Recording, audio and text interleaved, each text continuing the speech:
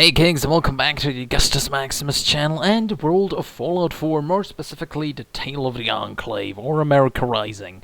And we are just about to talk to our good commanding officer, General, Ward was his name, and yeah, we should go and talk to him even though it's been 3 months, so let's go. Sir, you're here. Good.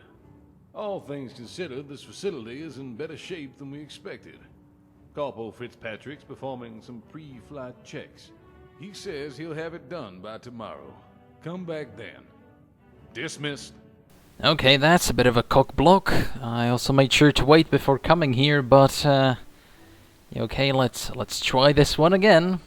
Okay, so 24 hours have passed, and surely now our good general will have something for us, because well, you know, it's kind of an asshole move to make me wait and then make me wait again and then to make me wait again. So, okay, let's try this again. Sir, with the Vtuber airworthy, we are ready to proceed with the next part of our plan, establishing our base of operations. I'm ready. Good. Time to go. Okay, so we had to wait, then we had to wait, and now there's a loading screen. Brilliant. Not the best quest design, mind you, but doesn't matter, because we're back fighting for the Enclave, and that's what this is all about. So let's get on that Vtuber, and yeah, let's get probably to an oil rig, because usually, okay, now we get another black screen. That's wonderful.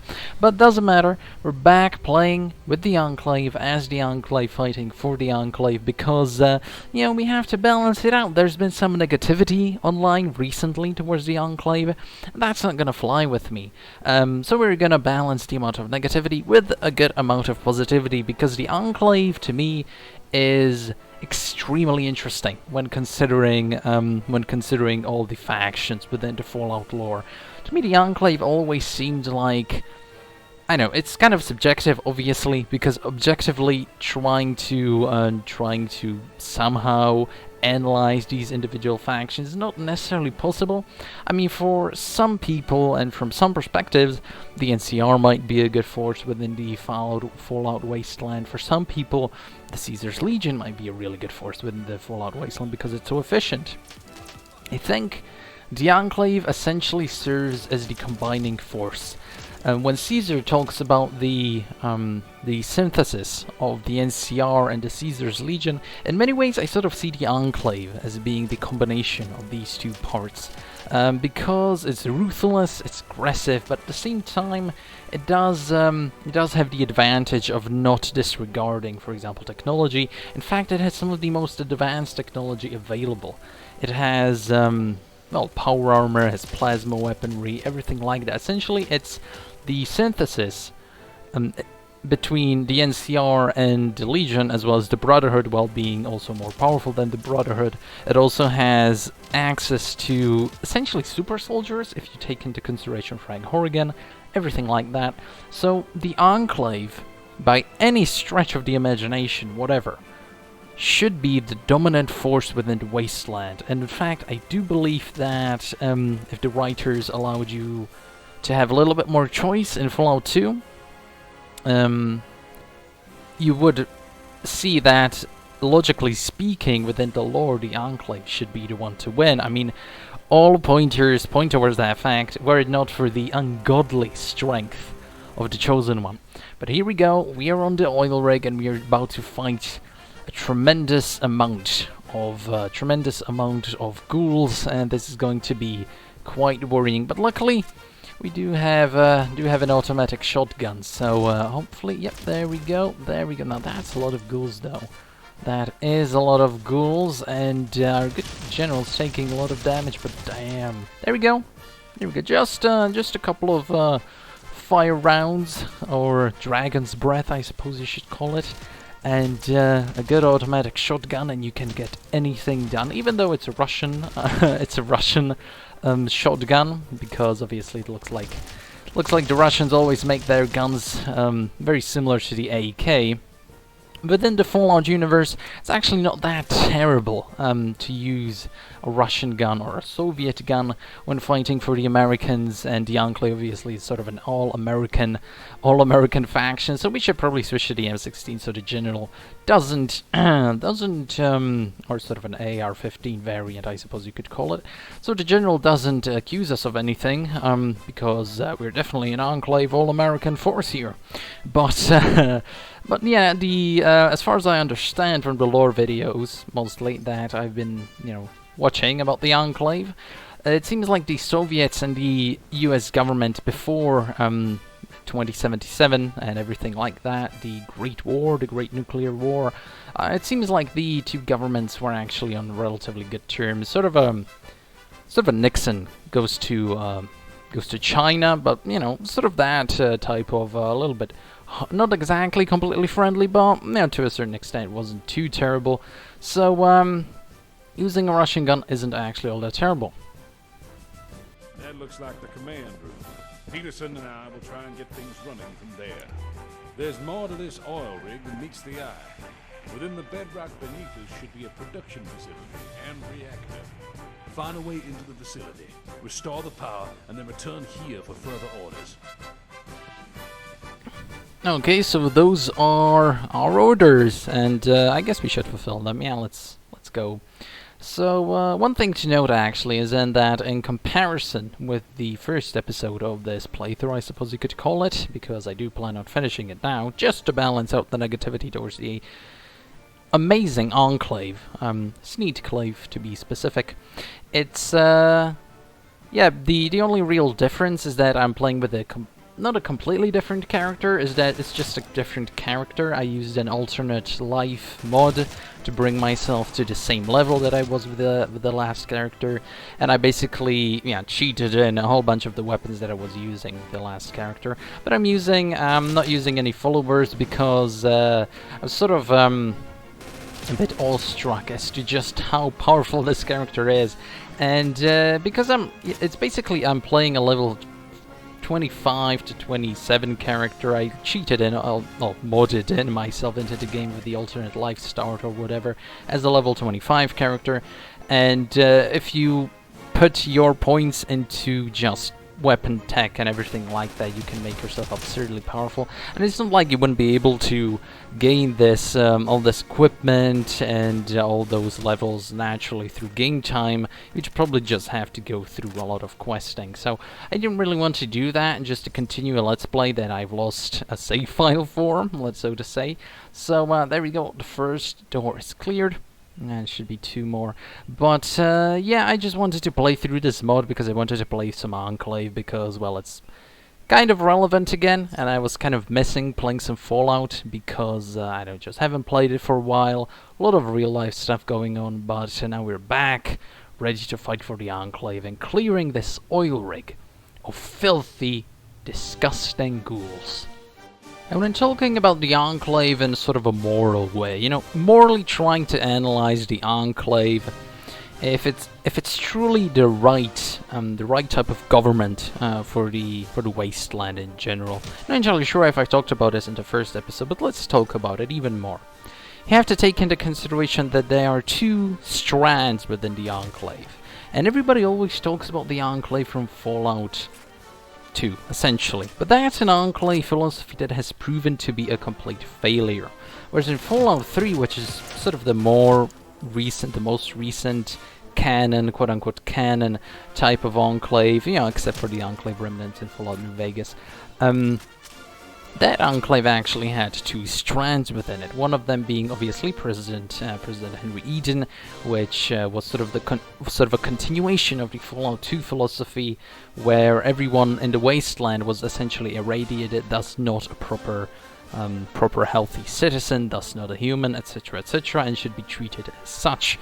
Whereas with Augustus Awesome, which is a wonderful first name, by the way, you have the strand of the Enclave that is more focused on a very similar goal to the NCR even. And I think that strand of the Enclave, if it was developed further in Fallout 3, And if you had a little bit more choice in Fallout 3, for example, as when it comes to like joining that strand of the Enclave, maybe continuing a little bit of the Enclave quest line after you defeat President Eden, maybe you join up with Augustus Autumn and ultimately betray the Brotherhood, which you can do anyway in one of the DLCs.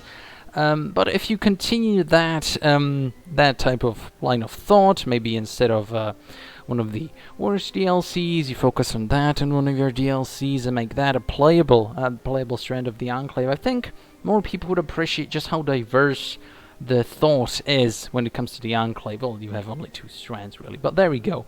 One of them obviously being more NCR-ish, and I do believe that sort of you could I guess call it sort of a military junta type of government, because it was strictly the military branch that really thought this thought process up, being more like the NCR, but a little more authoritarian, let's say.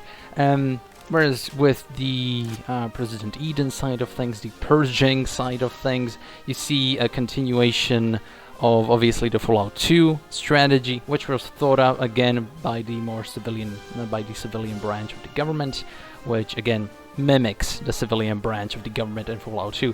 So you can see that the military approach, I guess, would have been better, and yeah, it's a shame that we didn't actually get to see any of the Augustus Autumn sort of philosophy in practice, because I think that actually would be possibly the best governing policy and the best faction to govern the wasteland. But ultimately, it got dropped and we never actually got anything from it, so kind of a shame.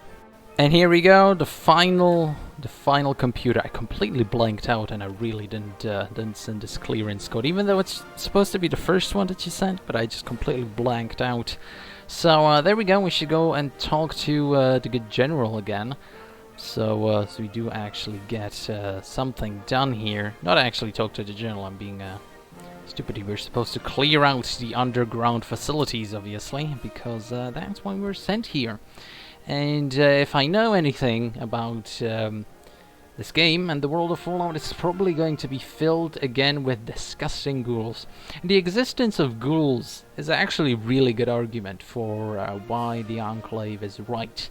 Because, I mean, these creatures, really, they're essentially, like, completely deranged. I know that in Fallout 4 with the Brotherhood of Steel questline, you do get a questline where you're supposed to question a Brotherhood. I think it was a knight or an initiate, one of those things, and he was actually feeding ghouls and trying to domesticate them, possibly.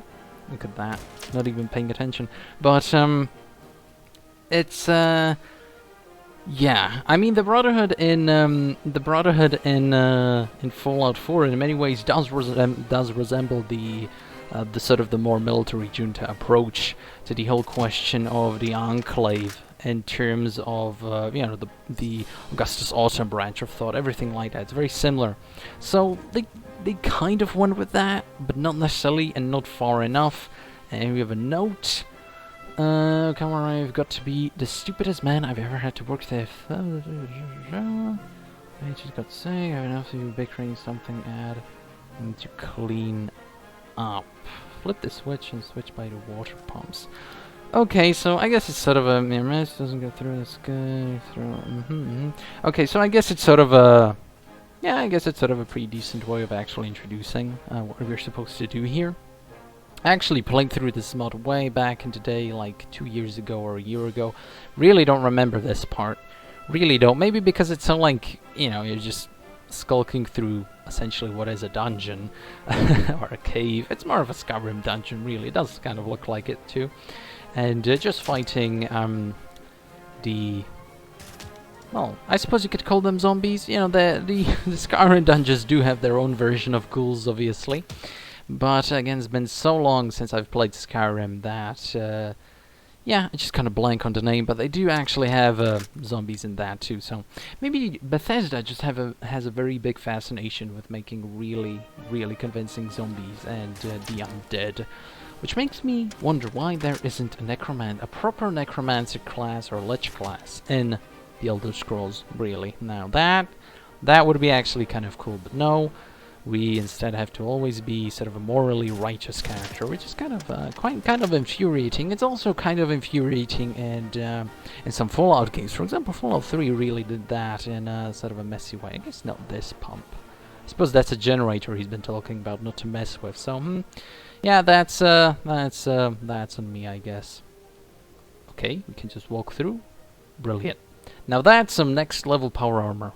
There we go, another ghoul, and oh yeah, of course, it's the one that's completely lit up that I just happened to miss. Obviously, that's yeah, that's gonna reflect wonderfully on me. Now, of course, we get to fight the biggest boss battle in the history of the world, and am I gonna use this looker? Probably not. Just gonna stick to the. Yeah, let's just stick to some good old American weaponry. That's gonna... Yeah, look at that damage. Absolutely shredding the queen. If only you can target the... you can target... What is it? Like the eyes or something? I don't know. We're gonna completely shatter it. Look at that. Yeah, of course we get to fight a whole bunch of ghouls as well, because that, you know, just has to happen. It really wouldn't be a Fallout game if a bunch of ghouls weren't attacking you from whichever direction. And yeah, there we go. The queen is down, and yeah, that's that. Okay, so let's check back with our wonderful general here. Hopefully, he has something interesting to say. Excellent work. As soon as you restored the power, I was able to access some inventory reports. According to some of them, the facility was housing a number of suits of power armor marked as the X-01. Is that true? Yes, sir. They're all still there. Good news for a change. Now, I'd like you to join me in the comms room. I imagine you'll want to hear what I have to say.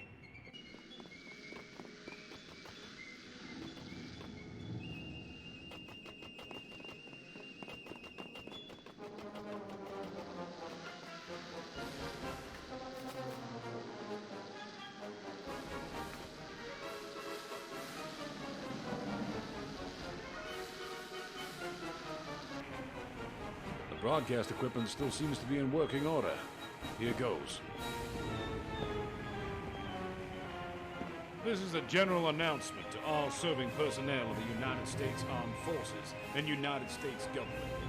Under immediate effect, you are all to be grouped in Sector Omega 75 for reassignment.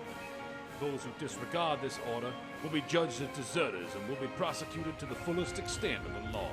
General Russell Ward, signing off. We are the Enclave, the last bastion of our beloved America. From what I've seen here today, we have a lot of work to do. Now, let's get to work. This facility was never intended to serve as a major base of operations, but it seems we've lost all our mainland holdings. While we wait for the forces to arrive, I have a new task for you. There's a former military base located close to Boston. Unfortunately, according to the logs, it didn't survive the Great War. Recently, it seems to have been breached by a number of unauthorized personnel. We need to recover some equipment before it falls into the wrong hands. Dr. Kane will have more information for you. Finally, due to your assistance during these pressing times, it is my pleasure to induct you as a private of the Enclave Armed Forces. Dismissed. Absolutely wonderful. More beautiful words have not been spoken within Fallout 4 ever. In any mod, in any storyline, in any quest line, nothing more beautiful has ever been said. We are the Enclave, and we are now a private within the Enclave Armed Forces. Now, there's only, what, 5 of us? But as you heard, the general did call for reinforcements, so I think we're gonna leave it off for today, and we're gonna return in episode 3, where we're gonna talk to the good doctor and possibly clear out some military base, which does sound kind of interesting. So, thanks Kings for watching, and see you next time.